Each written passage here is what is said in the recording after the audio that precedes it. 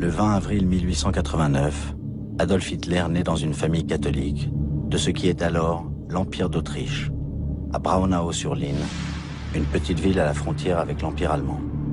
Son père est douanier. Veuf, il s'est remarié avec une cousine, beaucoup plus jeune que lui.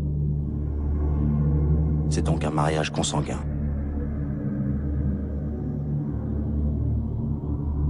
Sa petite enfance est marquée par les nombreux déménagements dus aux affectations paternelles le long de la frontière.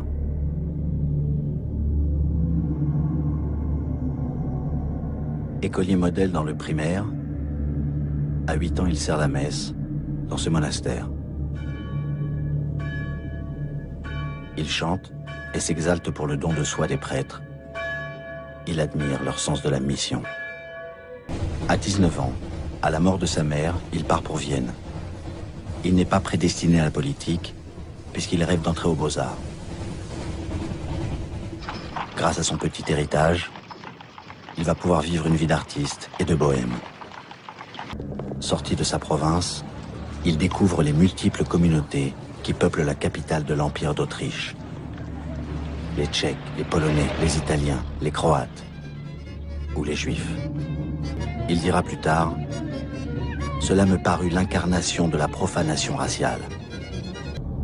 Il se présente au concours des Beaux-Arts, qu'il a préparé en dilettante, parce qu'il a beaucoup d'ambition, mais peu de courage. Il est refusé. S'ensuit une période difficile qui précède la Première Guerre mondiale, où il vit dans un foyer pour hommes et subsiste en copiant des cartes postales pour les touristes. Mobilisation. Hitler a 25 ans ce 2 août 1914 et la déclaration de guerre va le sortir de son existence d'artiste raté.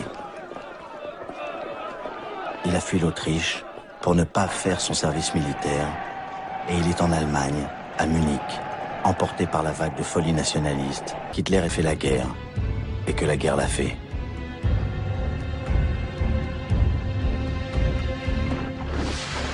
Au bout de 4 ans, il revient à Munich avec son régiment, dans une Allemagne en pleine révolution. Hitler a 30 ans. Une période déterminante s'ouvre devant lui.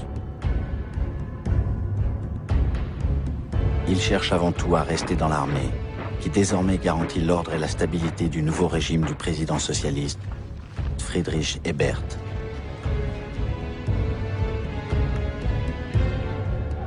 La jeune République doit faire face à un mouvement révolutionnaire marxiste.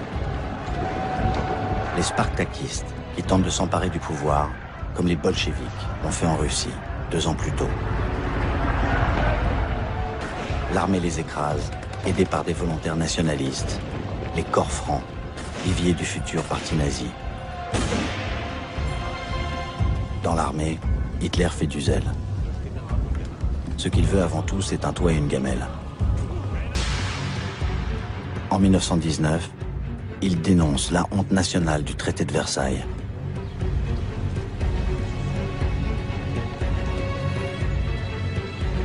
Après des mois de palabres, les vainqueurs, surtout la France, l'Angleterre et les États-Unis, imposent à l'Allemagne des conditions de paix très dures. Le traité de Versailles, signé le 28 juin 1919, condamne l'Allemagne à payer d'énormes indemnités, les réparations, qui vont peser sur son économie et seront au cœur de la contestation allemande. L'Allemagne est aussi amputée de 13% de son territoire et d'1/10 de sa population. L'Alsace-Lorraine redevient française et toute la rive gauche du Rhin est démilitarisée. Un film allemand de l'époque dénonce le dépeçage du reste de son territoire. Le pire est la séparation de la Prusse orientale du reste du pays pour recréer la Pologne démantelée au XVIIIe siècle et lui donner un accès à la mer. Ce couloir de Danzig sera le déclencheur de la Deuxième Guerre mondiale. L'armée allemande est réduite à 100 000 hommes. Hitler est donc démobilisé, malgré lui, dans cette Bavière en pleine ébullition, où pullulent les groupes d'extrême droite. Il est filmé ici, pour la première fois, dans une manifestation du DAP, le Parti allemand des travailleurs, auquel l'armée lui avait demandé d'adhérer pour le surveiller dès 1919. Faute de mieux, il y reste pour devenir agitateur politique à plein temps. La Bavière est alors très à droite, tandis que le pouvoir à Berlin est plutôt de centre-gauche et porte le nom de République de Weimar, du nom de la ville où vient d'être votée la nouvelle constitution.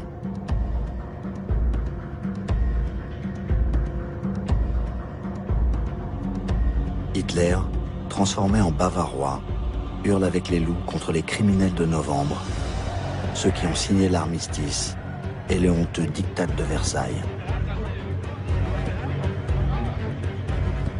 Des idées partagées par l'armée et surtout par les anciens combattants qui se réunissent dans les grandes brasseries de Munich, comme la Bürgerbräukeller, où Hitler fait sa grande entrée, le 13 août 1920, avec une conférence intitulée « Pourquoi sommes-nous antisémites ?»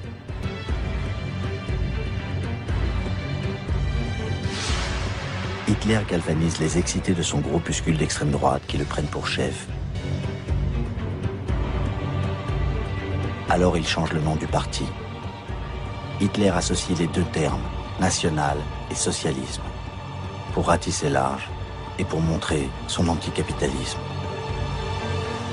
Le DAP sera désormais le NSDAP, le Parti national socialiste des travailleurs allemands, qui sera appelé en abrégé nazi. Pour protéger ces réunions, il crée les SA, les sections d'assaut. Une petite milice. Son radicalisme fait passer le parti de 2000 à 20 000 membres, 10 fois plus en un an.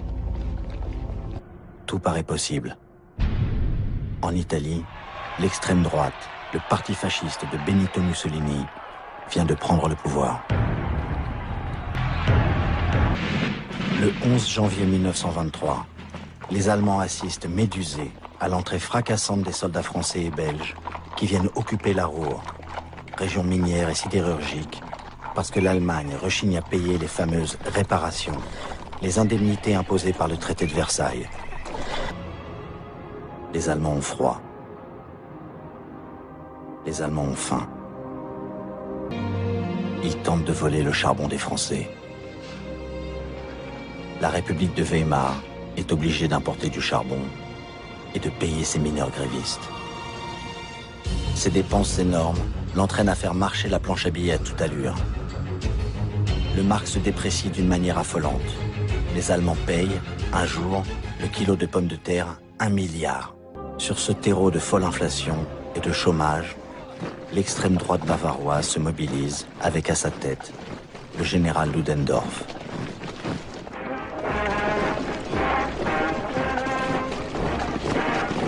Grâce à Ludendorff, Hitler a réussi à unifier tous ces groupes d'anciens combattants aigris par la défaite.